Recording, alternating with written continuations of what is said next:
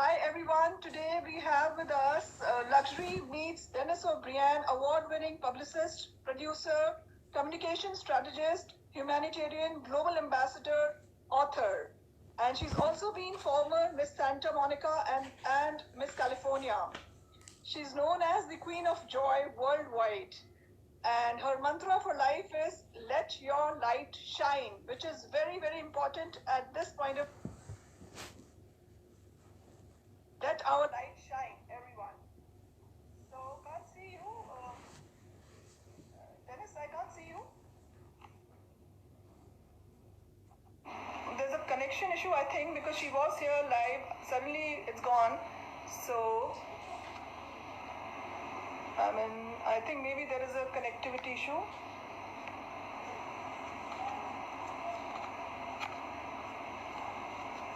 I need to send you the invite again because I cannot see you. I think you just disappeared suddenly, Dennis.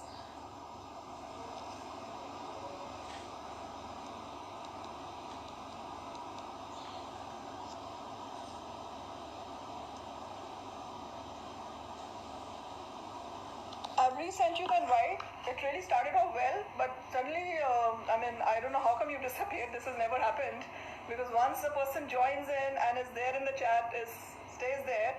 Maybe because of US and India, there is some connection issue. So I've resent you the invite. If you can hear me, please accept the invite so that we can be back here live on the chat. Maybe there's some network issue from your side. I'll wait for you to join in. Back. Yeah, hi everybody. Just give us some time because today it's not like connection between just India with the person, but it's from US. Somebody here we have from all the way from US, California. So I will just wait. She was here. I need to just give it some time. Can't understand. What happened suddenly?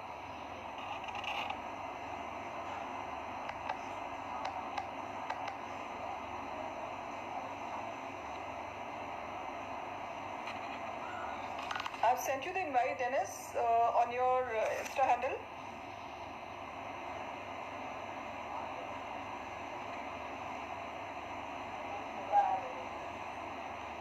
It's getting connected. Maybe there is some network issue, so she's joining us back here.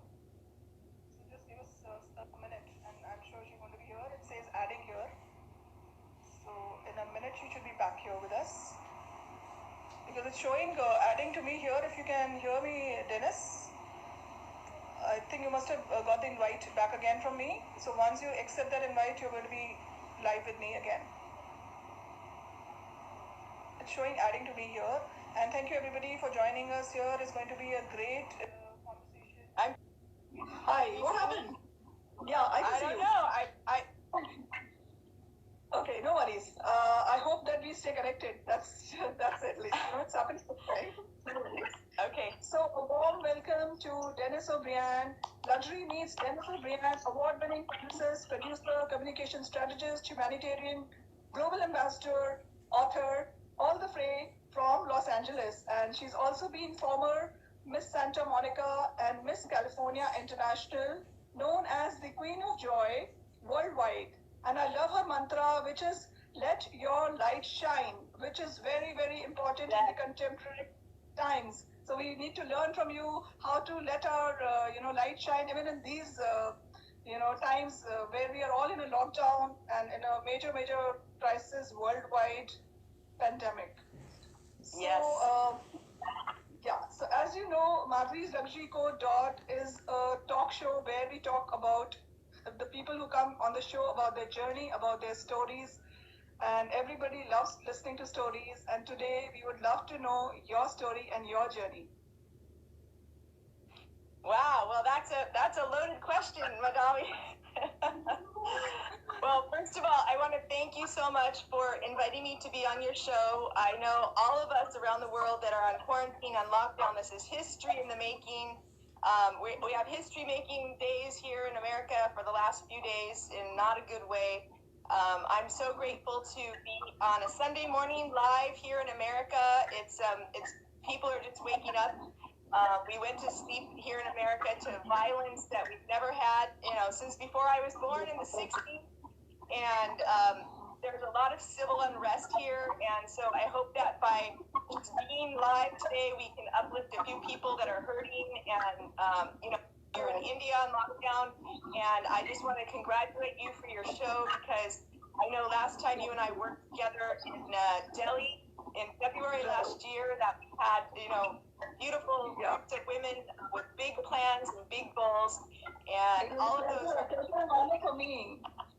Pleasure and honor for me to have you in my office and your friends. It was lovely. Great meeting all of you. That was a party, wasn't it? That was so much fun. And what was so great about it was it was very last minute, wasn't it? Just a few hours. I said, I'm in Bollywood filming a movie, but I'm going to get on a plane to Delhi. And I was there in 2 hours. And by the time I got there, we had like 50 people squished into your office. And thank you for serving us all tea.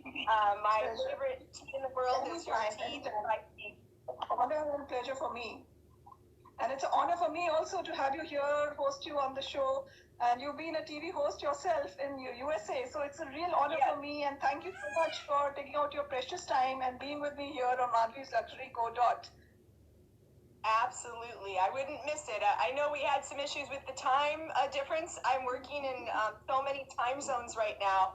And my favorite thing on my phone is my world clock. Every time I make a Zoom call now, I look on my world clock to see what time it is. And it's confusing with 12 hours ahead, 17 hours back, India, Africa, China, Asia, Cambodia, you name it. So it's the world is our stage. And again, today is about, for me, talking about the silver linings. What's the good news out there? Because there's a lot of challenges for all of us. And women like ourselves, we're not going to let the quarantine get us down.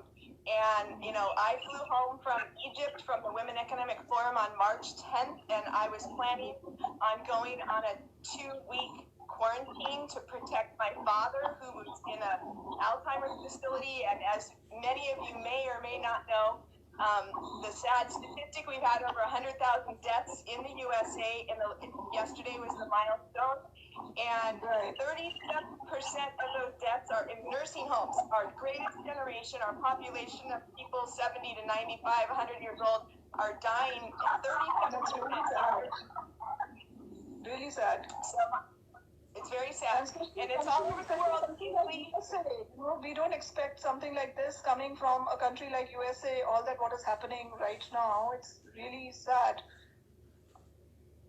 We don't expect it either, and we live here. So, the good news, probably we can convey a message on peace, and we can just pray for the world at this moment, Let's pray. I'm praying. I'm not only praying for my family and your family and everybody I know, but I have friends I've traveled to over 80 countries in my young life, and I have friends all over the world, and my heart goes out. So the good news is we're all dealing with something similar. We're all challenged. I've had a few serious conversations with a lot of my friends when they say we're all in the same boat, because we're not in the same boat.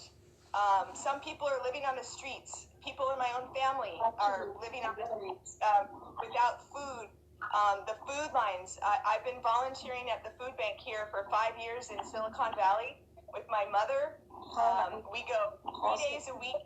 We were feeding about 300 families a week before the pandemic. Now we're feeding 6,000 families a week, and right here, 2 miles from my house, in my local church neighborhood, there's the people wait in line for 4 or 5 hours to get 2 little boxes of food with some canned food and some rice and beans, and some fruit, because they don't have any money. The government is not getting the stimulus checked out. People are starving.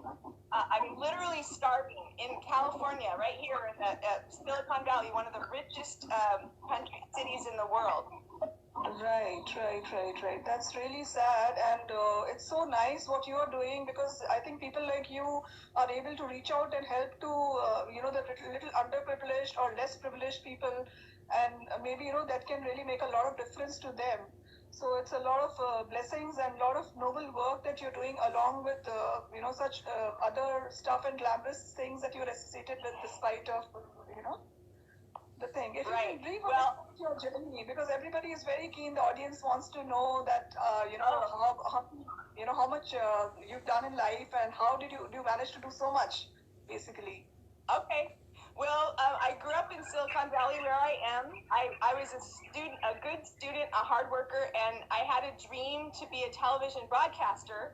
I always wanted to be on TV sharing good messages, and I was the editor of the high school newspaper, the editor of the yearbook. When I went to college, I was the editor of the newspaper. I love writing. I love communicating.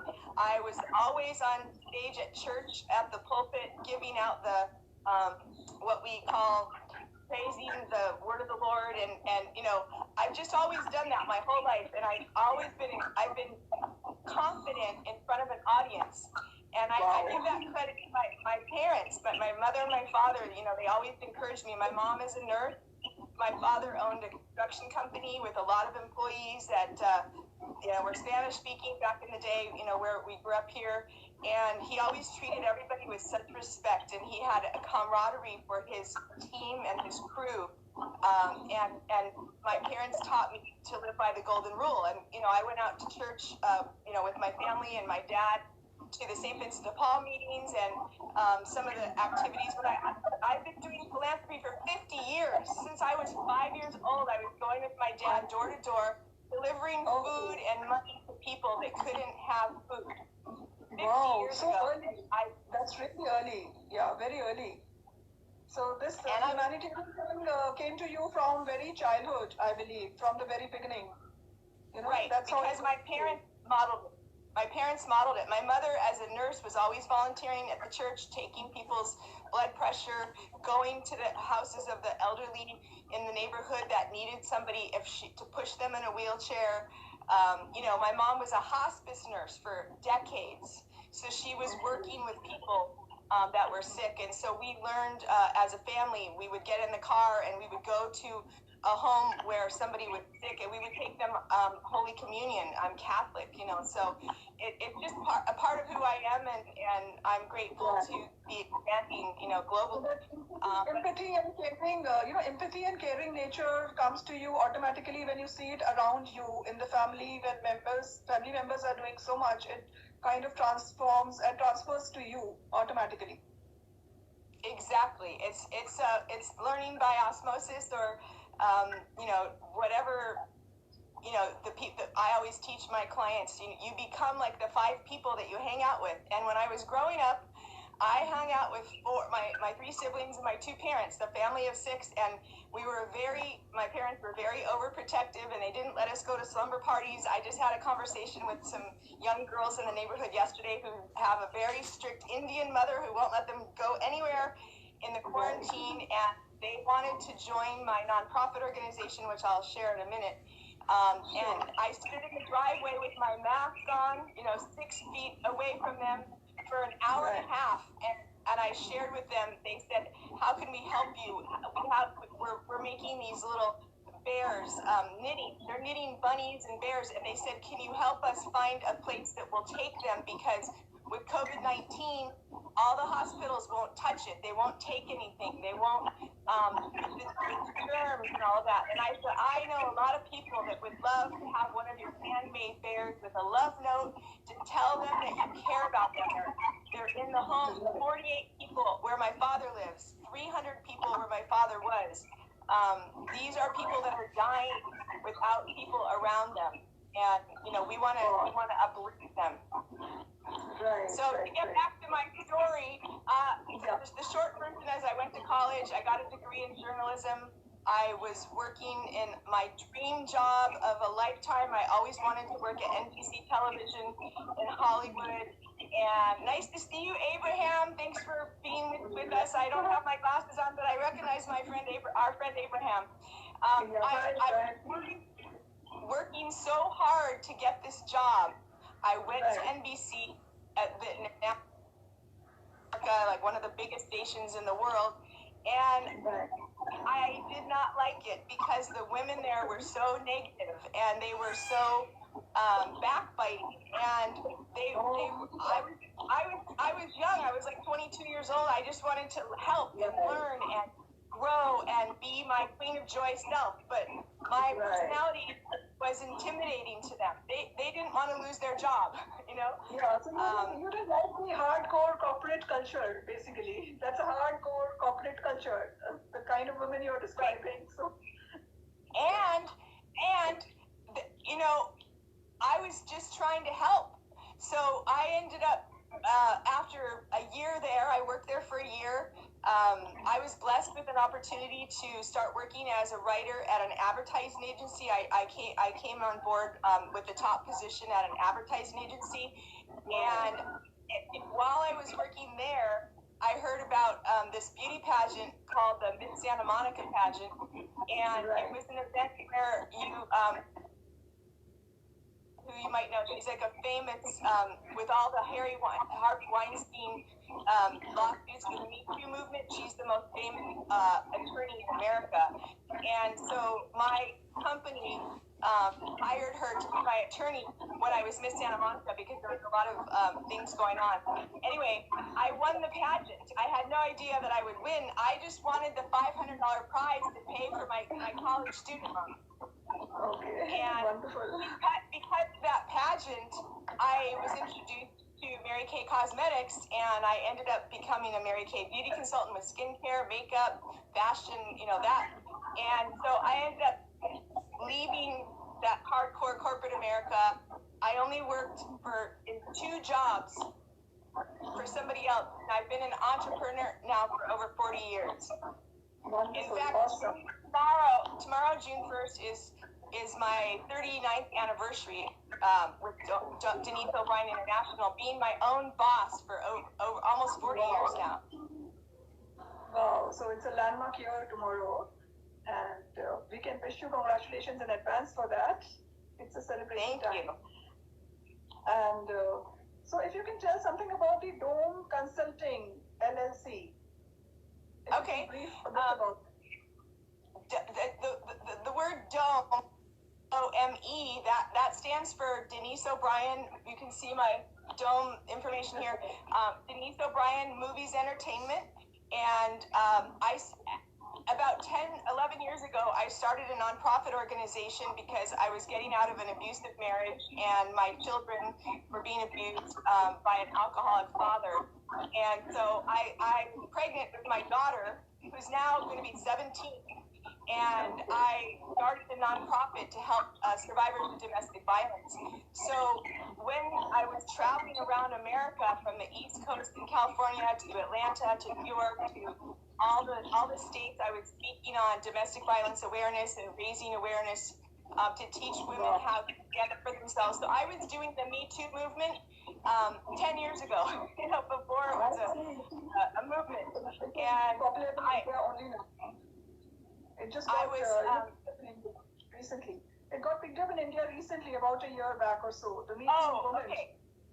Yes. And then after that, it was also the men too. I don't know if that you had in US or not, but in India we had men. Yes. Yeah, here in America, the domestic violence statistics are over 15% are men. For the Me Too movement, yes, we have men that were also sexually harassed. So I always say violence has no zip code. You know, violence has no poverty or diversity or equity line. It's the great equalizer. And so when I was traveling around the country with my passion to, you know, help, you know, survivors of domestic violence and raise awareness, and all the other people that met me wanted to hire me to help them with the fundraising for their nonprofits. So I said, I can't help you because I'm an executive director of a nonprofit and I can't make money. So my attorney said, well, start another company. And in my brain, I thought, I already have 3 companies. I can't start another company. But I realized that my skills and passion in media and you know, everything that I do were perfect to start Dome Consulting. consulting. So I did. One day a client said, I'm going to pay you $5,000 to do this event. And I said, okay, let me get my company together. They wrote me a check for $5,000. And that was 10 years ago. And now I charge $5,000 a month for my clients. But the Dome Consulting, what we do on the global level is we produce films. We're working right now with 2 films in India, which I can't talk about with the non-disclosures. And, you know, the film industry is shut down. Hollywood is shut down. The Hollywood Bowl, which is the most famous landmark in Hollywood, for the first time in 100 years, is closed their entire season. So Dome Consulting cannot produce a film right now.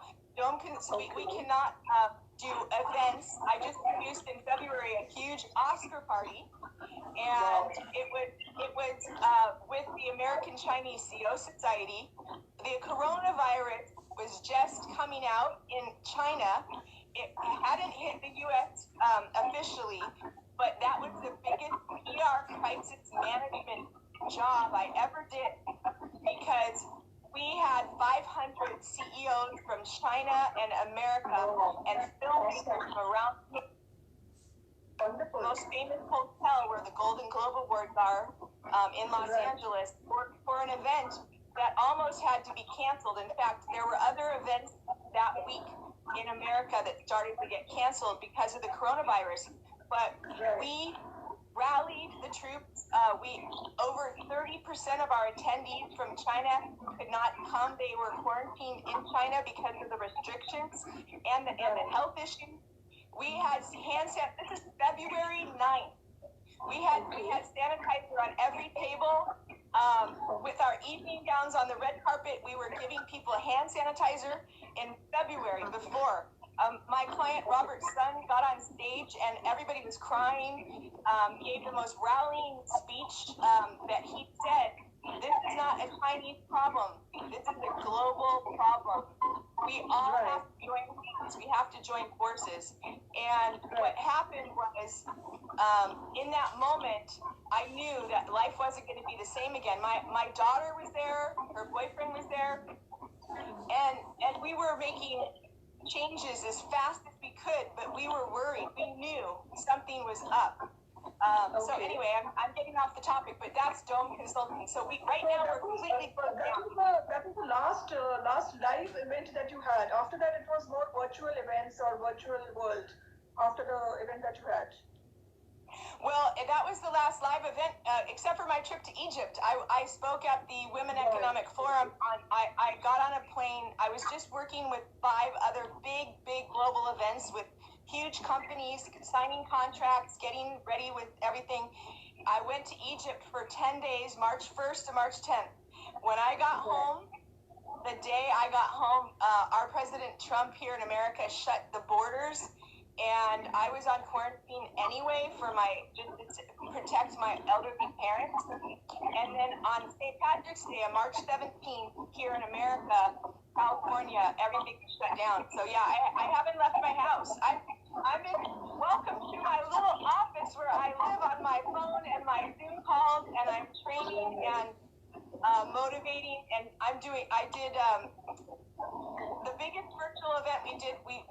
I called many friends, and one of my colleagues, Ken Krell in Australia, said, let's put together an event where we can have an opportunity to bring all the global speakers together to talk about how are they turning this challenge into an opportunity. And we raised almost $20,000 for FOSAC and for the American Chinese CEO Society and for Nation, which is saves the octopuses. But we were bringing people together, and we had over 1,000 people tune in Opportunity-thon because everybody was so hungry for uplifting, and we did it for free. We gave away training that most people would need to pay $10,000 per event, and we brought 55 speakers. And I stayed up all night, 36-hour marathon. We never stopped. And so now we're doing virtual events. events. We're doing everything online. We did a concert for Zambia. We had the PPE for people in Zambia was donated here in Texas. We had all the donations, but no way to get it to Zambia. So we put together with some of the nonprofits. I'm a global ambassador. This one is a Positive Runway Global Catwalk. In 2 days, we put together an event with all the ambassadors to Zambia, the DJs in Zambia, African DJs, American DJs, and we did an all-night marathon. We raised $19,000 for Zambia. Ship the PPE to Zambia. So many other events like that are coming. Very nice. Yeah. So you're still like managing it and working in the lockdown as well, whatever best you can do, even now. So you're trying to do that. Well, and that we have to be positive.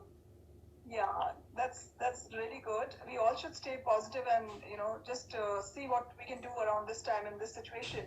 Right. And what I wanted to ask you, Denise, that you have been into the entertainment industry, you have been a producer, and you were Miss California International. So did you never thought about getting into movies yourself? Because you are good looking, you have been Miss California, and you could have been an actress as well. So you never thought of exploring that side? I never did. Like I said, I always wanted to be a broadcaster. When I worked at NBC, I realized that we were always talking about negative news. Like right now, the riots are going on all over America, and you turn on the TV, and all you see is how many people got killed, how many people hurt each other, how many people died. So I actually am putting together my own TV show. And I have 5 reporters in 5 countries. And I already identified who they are, and I decided that it's going to be just the positive news, not the negative news. So to answer your question, I've done a lot of fashion shows. I have a lot of clients that are fashion designers, and I know you and I have that in common with the luxury brands. I've done events with Louis Vuitton here in America. I've done with a lot of clients that you wouldn't know their names, but you could look them up on my social media, producing fashion shows with Sue Wong, who's one of the most famous American dress designers all over the world, and other, Eros Christos, who's a very out there Galactic Orgasm Designs, and I many other fashion companies. But what I like to do is to combine the hybrid model of raising money and raising funds by bringing in fashion and luxury all together to help people. So that's I'm not attacking people. Fashion for a cause or luxury for a cause. You want to associate it with cause. Yeah, that's exactly good. Yeah, yep. That's exactly what I do. And so I have done, donated my time for modeling and things like that. I have been approached by people in Hollywood to act in their movies. But I've never done it. I don't mind being on TV as a TV reporter and talking about the news. Right. But my children, I'll tell you, all 3 of my children, my daughter's 28, my son's 25, and my youngest is almost 17. They're all very good actors, and they're actually, they can memorize their scripts and be persuasive in their movement. But You'll be more passionate about being on the channel than on movie screen, and maybe we hope to see your children on the movie screen someday, probably. That will definitely happen, and I'm actually writing a movie right now about my life, and it's called Holding Her Heart, and it's a movie about my daughter's car accident. My daughter had a traumatic brain injury almost 9 years ago. It's a long story, but the short version is a beautiful message of uplifting spirit and hope, where multiple thousands of people were praying for her around the world, and she was, they removed her skull, and then they put her skull back in 8 months later. She was without, her skull and going through a lot. But the good news is that she survived that physically. She still has some other challenges, but, she's working through that on her own now, and I pray for her every day. Brittany, if you're listening, I love you. I miss you, and your whole family misses you and prays for you. But that movie, miracles happen, so I'm sure she'll be fine. She's better, and she's doing okay now. But I'm sure miracles happen in life, and she'll be fine one day. She is a miracle. She's a miracle, and my dad's a miracle. And I look for the miracles. That's my motto: is let your light shine. Is your soul and your spirit. There's so much inside of us. We could easily look at all the negative things going on, but here we are on a Sunday morning when everybody else is complaining about what's going wrong with America, and we're talking about saving people, saving lives, serving people, and I'm excited about this. Is actually the first interview, and I do interviews every day. But I personally believe a lot in secret. What you kind of transmit, that comes back to you. So if we transmit positivity, probably we'll get positivity back. Exactly. I believe in the secret too. When that movie came out like 20 years ago or 15, it was the rage, and everybody was watching it. I was teaching, that law of attraction. I believe that God has a plan for each of us, and there's angels around us, but not everybody has my faith. When people ask me, how do you stay positive during the biggest challenges, and I've had a lot of them, is that I have my faith. I have a strong foundation of doing unto others, and what I teach with all the nonprofit work that I do is when you are going through the worst things in your life, if you shift your mind to turn it into helping somebody else and teaching them what you went through and being honest and sharing. And that's how I started my first nonprofit, Wings of Love International, was my philosophy is we're all one-winged angels. We're all broken in some way. We all have challenges in our families, in our health, our mental mind. And if one of us with one broken wing embraces another person, and I give you a hug with your broken wing, then now we have two wings and we can fly and soar together. Beautiful. Well, lovely message to the audience as well. It's really very well expressed. And if you can tell a bit about the California Safari. You are the co-founder and co-owner. Yes. So California Safari, the reason I started California Safari, again, it was a challenge. My father had just been diagnosed with Alzheimer's disease in Northern California, Silicon Valley, where I grew up, and I was working in Los Angeles and Hollywood with my 3 children, and my father was so sick, I told myself, I'm not going to miss out on my father losing his memory and not knowing who I am. So about 6 years ago, I started driving every week, 1,200 miles, 1,200 miles a week.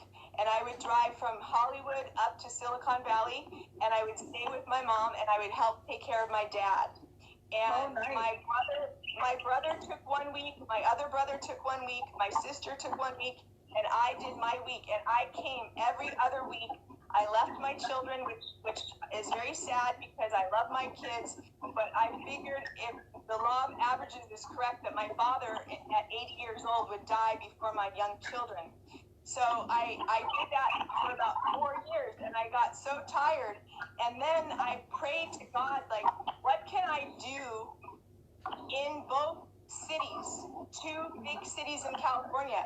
So I was the MC, the Mistress of Ceremonies, for something called the Franchise for Humanity at Stanford University in Northern California.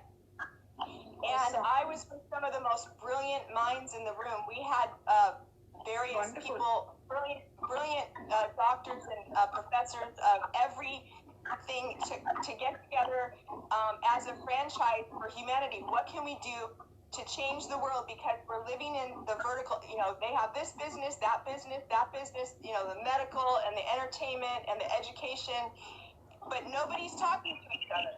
So what we did is we brought together the Franchise for Humanity, and I met Maylin Fung, who is now working with the People-Centered Internet, bringing internet to every home that doesn't have internet right now. And we're talking in Tunisia and Africa and Asia. So Maylin was working there, and both of us had daughters that were seniors in high school that we were both mentoring as as they were getting ready to go off to college.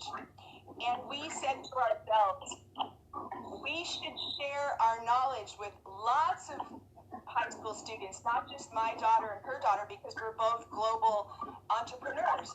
So we started California Safari so that I could work 2 weeks. What CaliforniaSafari.com, you can go to the website, is a 2-week opportunity for students, smart social entrepreneur, young entrepreneur students from around the world, and I was already working in countries, to fly them to California for 1 week in Silicon Valley to learn all the secrets of success in Silicon Valley, then take them to and introduce them to Google, Facebook, tours of all the big, famous places in Silicon Valley, then go to Hollywood and produce a big red carpet event, bring their families from around the world, a big party, and teach them confidence, how to speak publicly with confidence, how to pitch their nonprofit or their global startup company, how to start up their company, and put them in a group of 30 other students that are the same like-mindedness.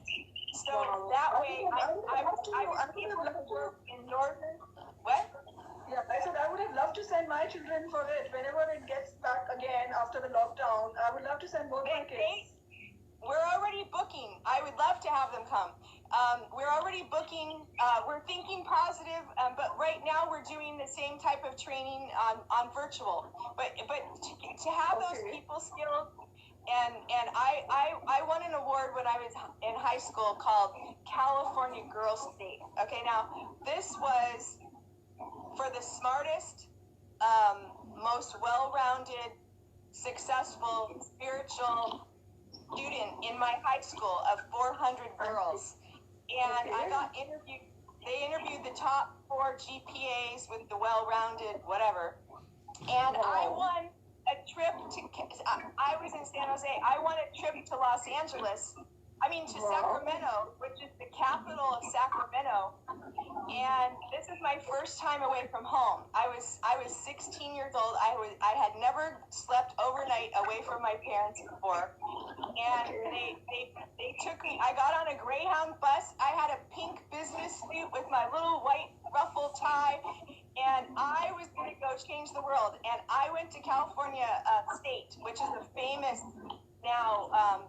They call it Boys State for the boys and Girls State for the girls. And you go to Sacramento or your capital in America, one student from every high school in America goes to the level. Then they vote for one governor from each state, and then all the governors, they vote for one president. So it's kind of like a mock trial of how American government works. And three of our American presidents of the past have done Boys State.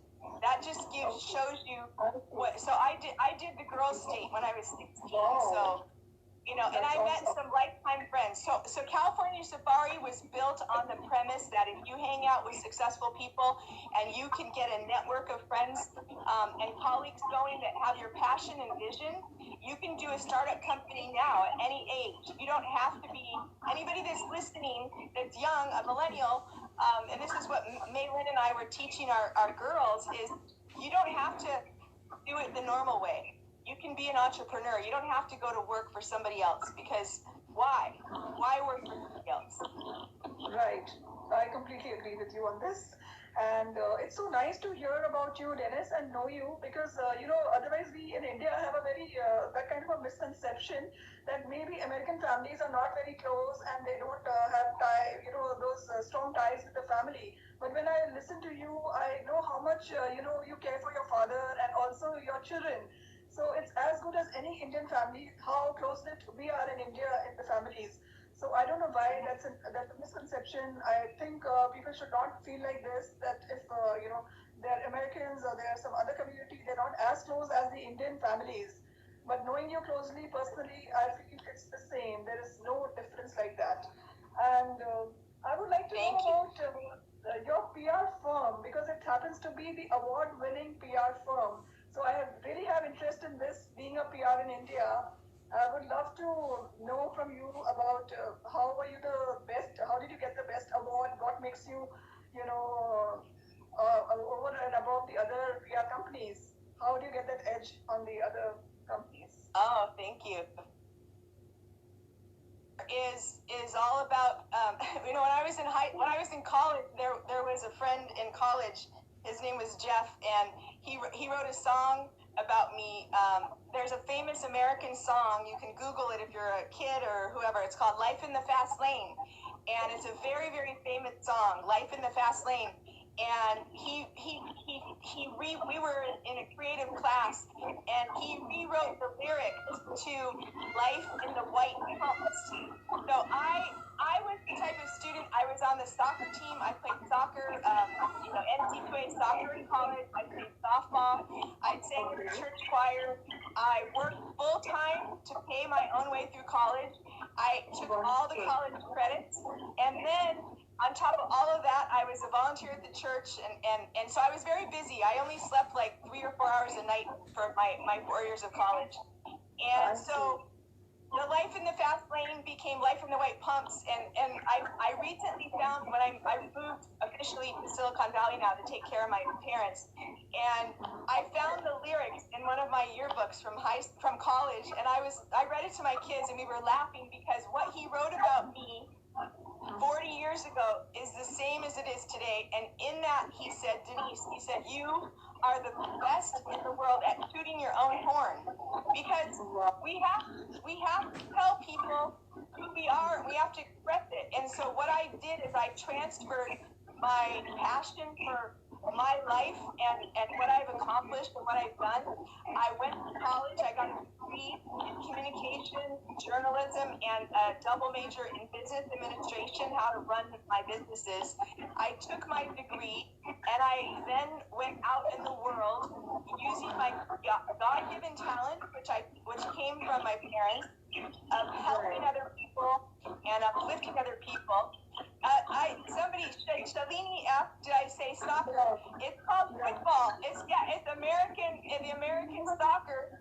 I was a lefty, and I was one of the top scorers. I still have scars on my shins from all the cleat marks. I played soccer since 1971 when I was 5 years old. I was one of the first women football, you know, in your country, football, and yeah, but it's America, we call it soccer. At a young age, yeah. 5 years, that's too early. And I played soccer all through college, and then I taught all 3 of my kids soccer teams and softball teams. So that's a surprise. When people ask, tell us something we don't know about you. When they see me in my evening gowns on the red carpet and my makeup and my hair, they would never know that I was a gritty young tomboy who played, you know, sports my whole life. My father taught me well.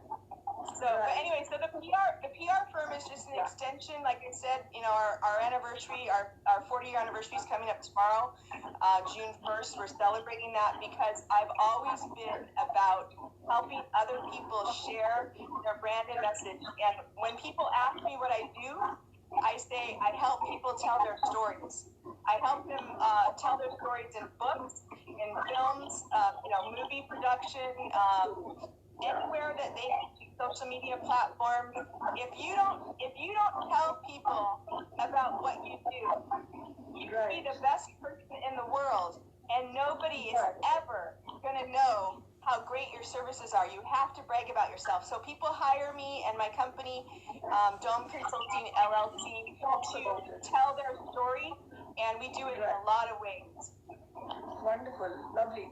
So, like being an award-winning PR firm, any tips you can give to the other PR people who are there, and you know, what are the best things to follow or to apply as a PR? Any good tips that you can give? Well, the most important tip is to be authentic and to be honest. Unfortunately, Hollywood gets a bad reputation for some of the publicists in Hollywood that aren't, you know, the most upfront, if you will.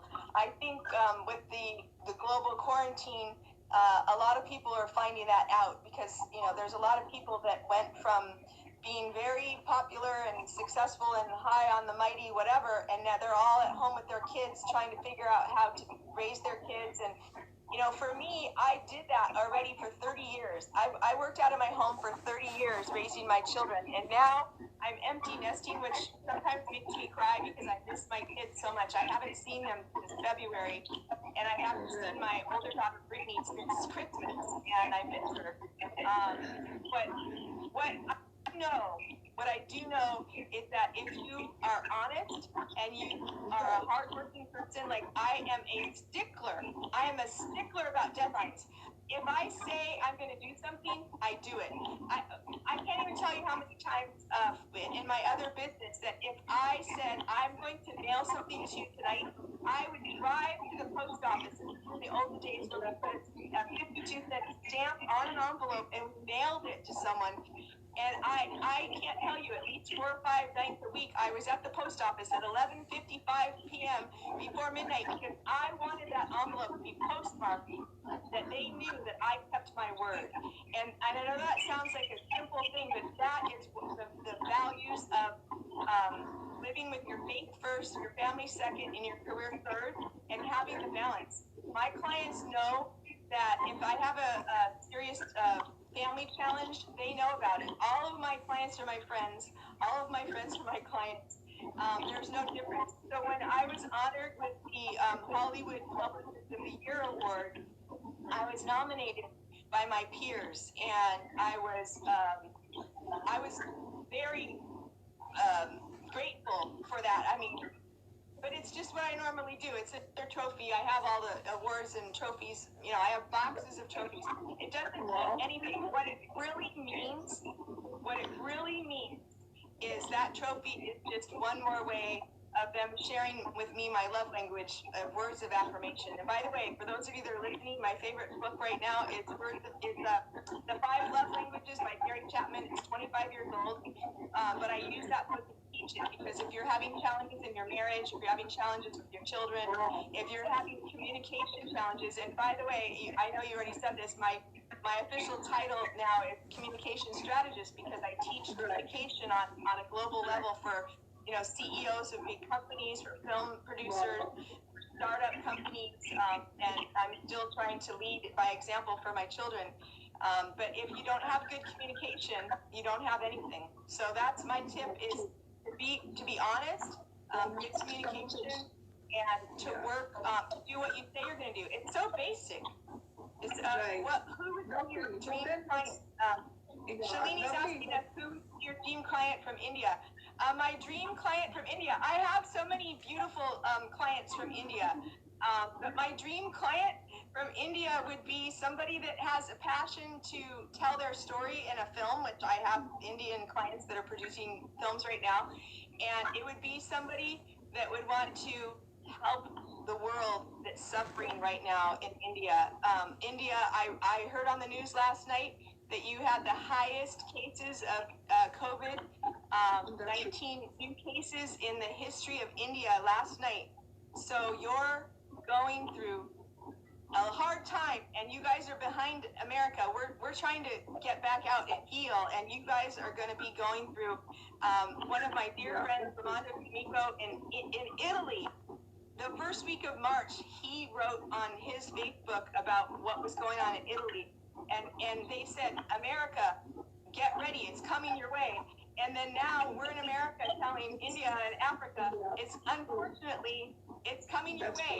None of us are unscathed. So my perfect client in India would be somebody that wants to help people. And I'm already working actually with Abraham, who's following us, and many other Indians in India. I work with the Indian Dreams Foundation in Uttar Pradesh to help bring hygiene products to young girls and educate them on getting their periods. I actually have many contacts there, but if anybody else is interested, we need more people that are doing more good works. I love helping people that help others and serve others. Beautiful, lovely. And also, Denise, like you deliver a powerful message from the Hollywood red carpet to prestigious international platforms on African, Indian, Asian, and North American continents. So, what is the powerful message that you give to the Hollywood red carpet on prestigious international forums? If any message you can tell about. Well, one of my many roles is as a public speaker, and I've traveled around the world. my belief right now is that the younger generation needs our inspiration. And so if I can get on any platform, you mentioned the Hollywood red carpets and the CEOs and all of that, but what I love most is working with young children, because I can't change people that are my parents' age. I can't even change people that are my age, but I can still make a difference with the younger generation. So my message is for everybody is to when you're living your best life, is to live a balanced life, because as you said, the perceptions of people in America are so different than what you see on Hollywood movies is not what's going on. So I share a message of hope and a message of vision. I share my own personal strategies that have happened in my life. I've had multiple family members in my life try to commit suicide. Unfortunately, some family members who have died of suicide. I have best friends that have killed themselves. If there's no message of hope, they have nothing to live for. So that's what I teach. My mantra is I'm the queen of joy, beauty, and passion. That comes from my inner spirit, the joy. The beauty comes from the beauty queen, Miss California, Miss Santa Monica. And the passion comes from living every day like it's your last day. And I shared earlier about my daughter's near-death experience. I'm sure a lot of you listening have had friends that have died. But how many of you have had somebody that's died and come back to life and you know them? There are many stories of this, and you can Google NDE, near-death experience, and you can learn about the qualities that come to those people who have been to heaven and come back. And when they do, they're a different person. They change their life. They go into so many other, they give up their job and they go into doing what, today's your last day. So what I teach. Evolved, they become more evolved after that experience, because, they get over and above many, many things, I believe. Right. And so once you've had that experience, you choose to live, I choose to teach that you live every day like it's your last day. So for example, when I was leaving for Egypt on March 1st, in America, we had just had 50 people die in Washington State in a rest home there. The COVID-19 just went and killed everybody. And nobody knew what was going on. But my mom is a nurse, and my mom was watching the news, and she begged me, Denise, please don't go to Egypt. Please don't get on the plane. The COVID-19 is bad, because my mom was around during the HIV days of the 80s, and my mother was begging me, and I said, Mom, I have no fear of dying. I said, there's more COVID-19 cases in Silicon Valley than there is in Egypt. So I'm going to take my mask and my hand sanitizer, and my dear friend Bella Cruz, we spoke at the Women Economic Forum. We went through Heathrow Airport. The world changed while we were gone. Italy went on lockdown, UK went on lockdown, and America went on lockdown. But I will tell you this, I have no fear of dying. I have no fear. So if you have no fear, and you know that people have died and come back and shared with you the golden light, and what the faith I have of what the afterlife is, when my last day is done, it's done. So that's why I travel all over the world by myself as a woman. I just wrote an article for Passion Vista magazine in India. They asked me to share my story of my treacherous journey to Egypt as a single woman. And to me, it's like, that's what I've done my whole life. So that's my message. Don't live every day like it's your last day, and you'll get a lot more done. Yeah, live life fearless. So also about the Global Ambassador Dreams Foundation, if you can tell a bit about that. I mentioned. Yes. Yeah. So when maybe 4 or 5 years ago, when I was filming a movie at the in what is it called? The most famous, the Taj Mahal. I was filming at the Taj Mahal, and we wanted to donate our time, my film crew, to help people. So one of our actresses connected us with the Indian Dreams Foundation. There's a beautiful man there, and his name is Puneet. and he's in marketing and advertising and branding like I am. And he started this foundation with Joyti, one of his assistants. So I actually got a chance to sit in with their marketing team as they were creating commercials to talk about their Smiley Days campaign. The Smiley Day, instead of all the women that are, the young girls, they're not allowed to go to school. They don't have the supplies, the hygiene supplies. And in India and some of the countries there that I've been to, not in India, but all over the world, girls are not allowed to go to school when they're on their period. So we created so that those are the days that you can still get dressed up and go to school and use your sanitary products, and you can use the cup. I mean, we're talking about things that even in America, mothers don't talk about with their daughters because it's so taboo. So I started working with them and sitting on the floor with these mothers and these young girls and talking about the basics of life because their own families were shunning them. So what the Indian Dream Foundation does is it brings education. We're fundraising. All of my global companies now will be under the umbrella of Saving People Inc., which I'll tell you about. We're going to make a global announcement right here. This is the first time. But it's like breaking news. Donate to the Indian Dreams Foundation in India. We need your support. We need your help. I will hook you up. Go to my Facebook page. You can click on Indian Dreams Foundation. We're raising money to educate women, to put them in school, because education is the only thing that's going to get them out of the poverty that they're in. Absolutely. Very nice. And you as an executive director at Peace Train Movie, what is that about? Yes. Well, there's many movies. That was a movie that we started promoting about 2 years ago. It's a book written by an author named Renee Mullen Masters, and I helped her to convert the book to a script for a movie. Again, it was a dream. She had, unfortunately, her husband had died of Alzheimer's, and he was suffering around the same time that my father was going through Alzheimer's. So you see how God brings you together. She was actually referred to me by one of my clients in India, in Chennai, India. One of my clients in India referred me to Renee, and she had a dream to publish her book into a movie. So I came on board as executive producer. What an executive producer for a film, we're not the one behind the camera saying cut, action. That's the director or the cinematographer.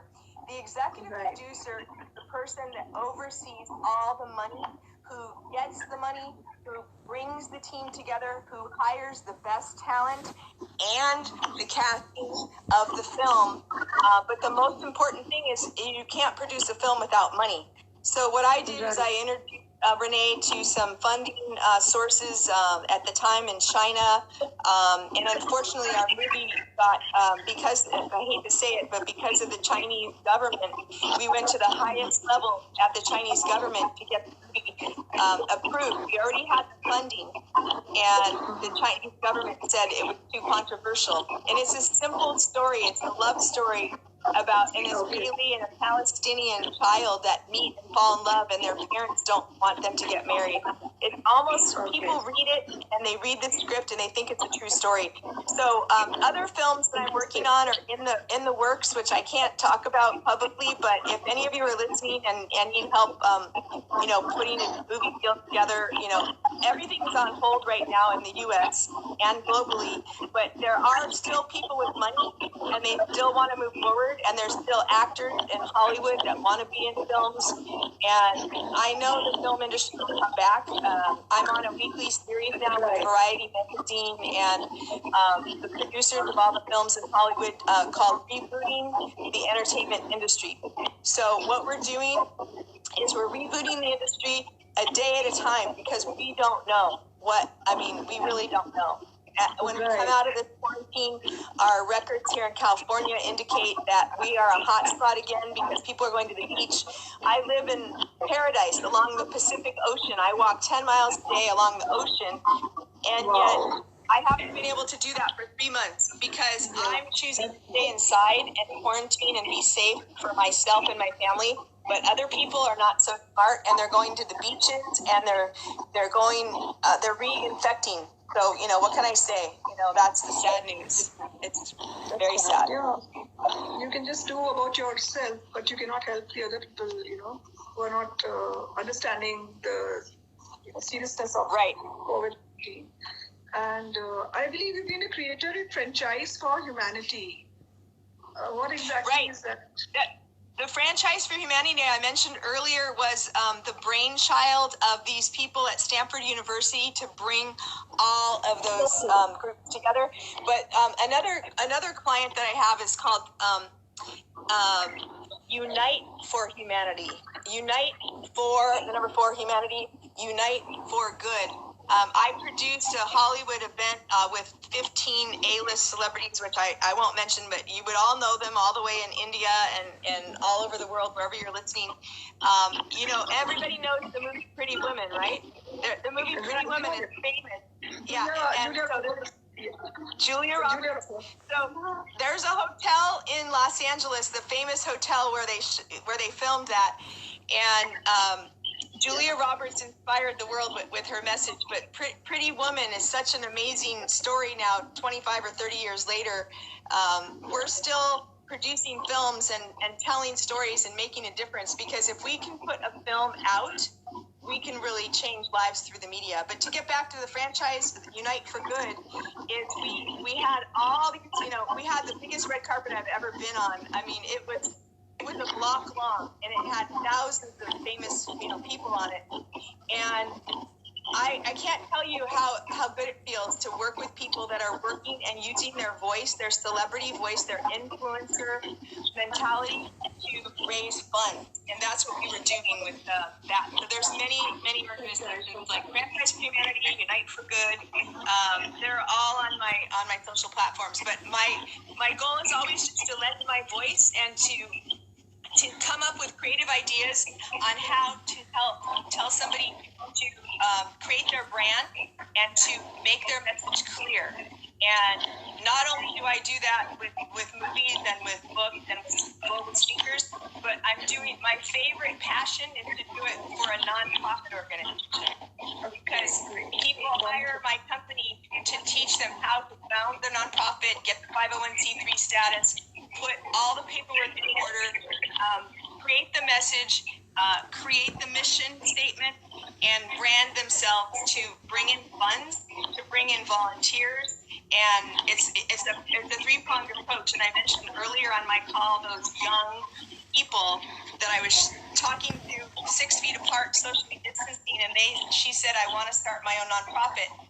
One of them is in 6th grade, and her big sister is a sophomore in high school. They're like 12 and 15, and they're quarantined in their house, and they want to give to the world, and so they created a nonprofit, and I'm going to umbrella them under my nonprofit to give them a platform. Such young children, amazing. I see another question from Shalini. What is the one message you wish to deliver globally? Oh, there's so many messages. I think today, you're asking me today, this is here in America, it's the end of the month, which in PR terms, there's always deadlines. End of the month, there's always a deadline. I always look at the beginning of a new month. For example, tomorrow's June 1st here in America. Is put the past behind you. Start fresh. Live every day, like I said. June 1st is a new day. It's a new quarter. It's a new, there's so many ways to look at it. Don't dwell on the past. Turn your obstacles. That's what there's so many messages. I have so many phrases that I use, but the most important thing is that to believe in yourself, to love yourself, and to love others. And I teach my kids, and I say, love God, love others, love yourself. And I have my own mission that I do vision boards every year. For 40 years, I've been making a vision board, and I have them all. I have a storage unit with all my vision boards that I've ever made. So people that really want to see my story, I'll make a museum someday, and I'll show like how I got here. But those vision boards, I have it by my bed, and I wake up in the morning and I see it, and it's faith, family, career, and all the things, my goals for the year. And this year, for 2020, I put my vision to honor thyself. Honor thyself, because I'm always helping everybody else. I'm always taking care of my kids. I'm always taking care of my parents. I'm always, donating my time. And I decided that this year is to honor myself. Beautiful. Yeah. Very nice. And Denise, if you can brief a bit about Children Edutainment Network. What exactly is that? Okay. Well, the word edutainment, okay, is a combination of the word education and the word entertainment. And I was hired as the CEO of the company to help educate young children through the medium of entertainment, animation, cartoons. And what we did is we put together an entire global program with Hollywood celebrities, A-list celebrities, and teaching the A-list celebrities to give back to young. We're talking like 5, 6, 7, 8 years old children. The company is called Club Touki. And a toucan is a bird. It's a beautiful, colorful bird that looks like a parrot. It's a T-O-U-T, and a toucan bird. So our mascot is Club Touki, is T-U-K-I, the ultimate kids internet. And when we started that company, that was back in the days when children were getting on to the internet for the first time, and parents were worried that they were going to get onto porn or negative, sites that they didn't want. So I hired, my daughter's 28, so 25 years ago, I would hire teams like a company called Net Nanny, and I would bring them into my home to lock my computers because I had my business in my house, and my children were games. Now my son, 25 years later, he has a college degree in computer science. I'm so proud of him. He runs the education division of a startup company in Southern California. He teaches AI, cybersecurity. He is an entrepreneur. He could be making $150,000 a year working at Google right now, all his friends. But he's decided to educate young people on how to code and to do their own thing. So that company is to help young children, to keep them safe on the internet and to educate them by attracting them to entertainment that fit for children. Beautiful, wonderful. So you've been like a visionary, you started off so many years back, and now it's the internet age. As of now, it's all about internet. And you also happen to be the co-founder and author at Don't Wait. Yes, that Don't Wait is a movement that I started. And again, this is before COVID-19. This is like a year ago. I was sitting with one of my girlfriends in Silicon Valley. We were having a glass of wine, and we were talking about our emptiness, and now is our time to really go for it. We're in the best time of our lives. We have the freedom and flexibility to travel, go all over the world, do what we want. And what are we waiting for? What are we waiting for? Everybody always says, when I get this. When I find the right spouse, I can do this. When I have a nice house, I can do this. When I have my nice car, when I get my degree, everybody is always talking about, I'll do it when. So I was telling my friend a story. One of my mentors in Mary Kay, her name is Lisa, a beautiful woman. She was the judge in the first beauty pageant, Miss Santa Monica, that I mentioned. I was 22 years old, and she when I walked in the door, there were 40 women competing. I walked in the door, and she said, that's the one that's going to win Miss Santa Monica. She was one judge, and at the end of the night, I played the piano. I was a concert pianist. I played the piano in front of 5,000 people at the Santa Monica Convention Center, and I wore my outfits, and I won this pageant, and it was life-changing.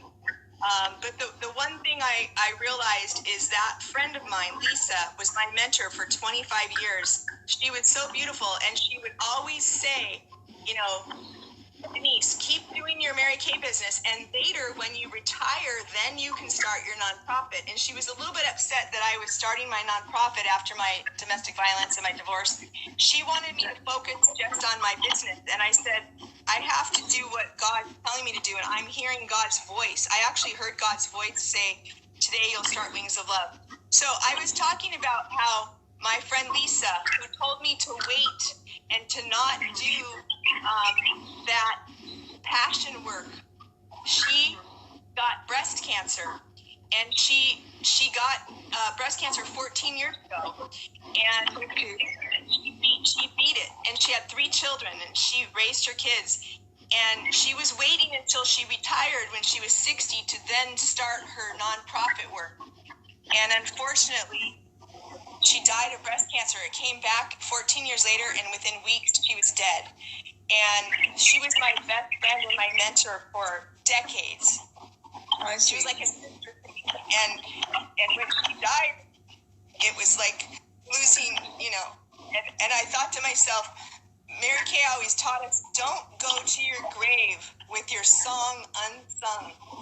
So many people are dying right now in America and around the world, and a lot of people never reached their dreams. They never reached their goal because they were waiting for something. So the Don't Wait movement, you can find it on Facebook. Don't Wait movement is just about doing it now. And I'm working on a book about it too. Okay, beautiful. Yeah. And also, Denise, about works at Saving People, INC. Oh, yay. I'm so excited.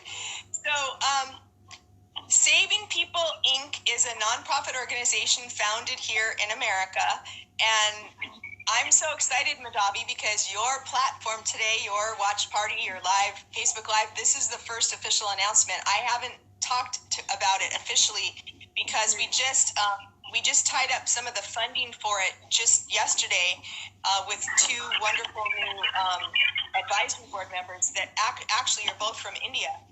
Thank you, Shalini, for the nice message about my friend Lisa that died. She's an angel in heaven now. But anyway, so Saving People, Inc. is a new nonprofit that my dear co-founder, Bhavna Srivastava, she's originally from India. I met her at the Women Economic Forum. You've met her. When we were in Delhi, I flew to Delhi with her that day for our meeting.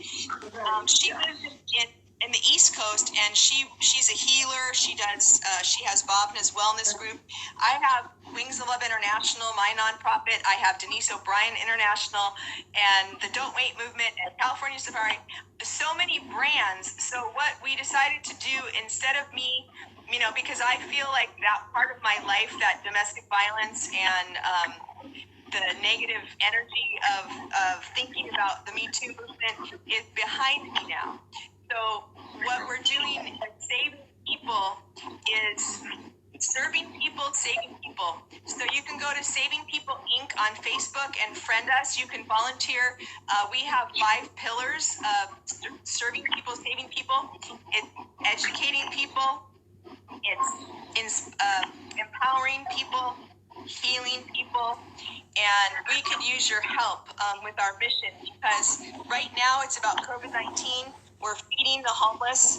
We are raising money for many places. We're going into the hospital and we're paying for PPE. We just got a donor who I won't mention who it is, but they're listening, and they're going to be donating 1,000 masks for a Native American reservation here where we just had 10 family members. Can you imagine 10 people in one family dying? 10 people because they didn't have a mask. They were not educated about COVID-19, and they all died in 1 week, all of them.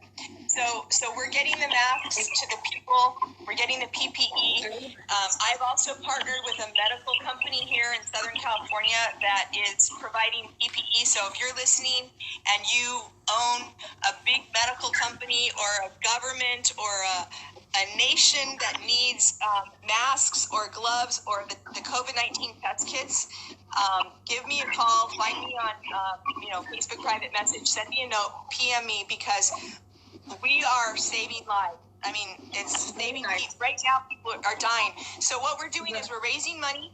We're feeding people that are starving, and we're the basics of life. People, the unemployment rate in America is over 25%. That means 1 out of every 4 people has no job. That is history in the making. It's worse than the Great Depression. I can't even go to where that is. And I know that we're talking to a global audience, and everybody in every area is hurting. And so Saving People Inc. is a new global nonprofit with 2 trusted professionals with over 50 years of experience in giving back to their local communities. And we need your help. We need your resources. Please join savingpeople.org. The website, our webmaster should have that up in the next 24 hours. And you're the first to hear about it. It's I don't like to talk about things until they're ready, until they're done. But behind the scenes, Bob and I have been doing this work for 3 months now on quarantine from our house. It's for a very noble cause, and I'm sure people would like to come forward and do their bit, whatever possible.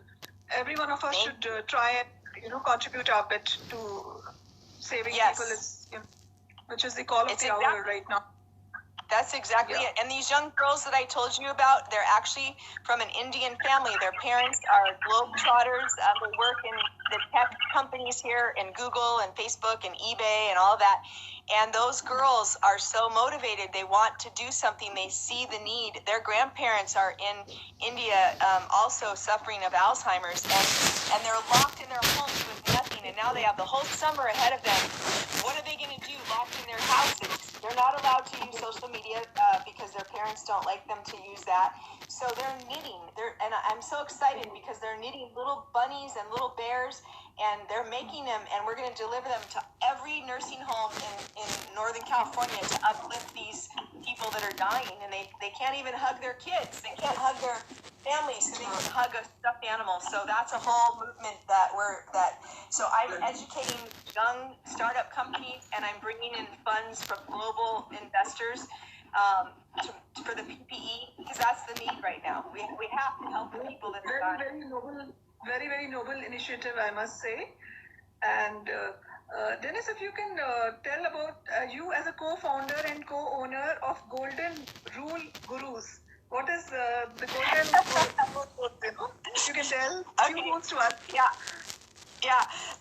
Sorry, my phone's jittering. I'm normally on a laptop, but we can't use laptop for this type of a call, so I'm literally holding my phone. I've never had so much movement here.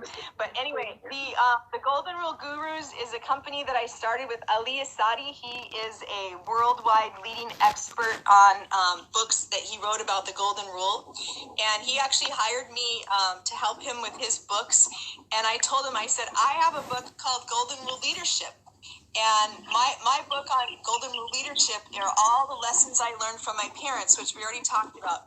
Do unto others as you would have them do unto you. It's a basic philosophy in our faith, and it's a global philosophy to live by the Golden Rule. So when I started my Mary Kay business 33 years ago, and I don't have my wallet right here with me, but Mary Kay, when I went to meet her, she's one of the most famous women in the world. Forbes magazine, she has Mary Kay. We're in like 51 countries around the world with $200 million. I mean, just crazy. But she gave us a little golden rule. It's a 1-inch piece of a ruler made out of gold, real gold, and she gives it to us when we become director. So I have it in my wallet. I've had it for 33 years, and in my heart and in my spirit, living by the Golden Rule. So we decided, Ali and I, that we were the experts on Golden Rule. And so we would become the Golden Rule Gurus, and we created a brand and a message to share the Golden Rule in business, in corporations, with CEOs, which is his expertise. He has a TV show in Hollywood that he does in his language, and I've been interviewed on the show. You can go to my YouTube page, Denise O'Brien International. You can see all the videos. And so we're sharing expertise. I'll share the links there. Shalini's asking for the links. It's DENISEOBRIEN International. That's my YouTube link. And if you just Google the Queen of Joy, hashtag Queen of Joy, you'll find me all over the world at every platform. Denise360.com, DENIS360.com. If you go to Denise360.com, you can find my private phone number, my private email, every company I own and all the platforms. But getting back to the Golden Rule Gurus, we did spreading the message of living by the Golden Rule in your business and in your life. And we speak all over the world. People hire us to teach in their corporations. They hire us to teach in their entrepreneurship level and motivation. So it's a keynote speaking company where we go out and we share messages. And we can help them change the corporate culture in their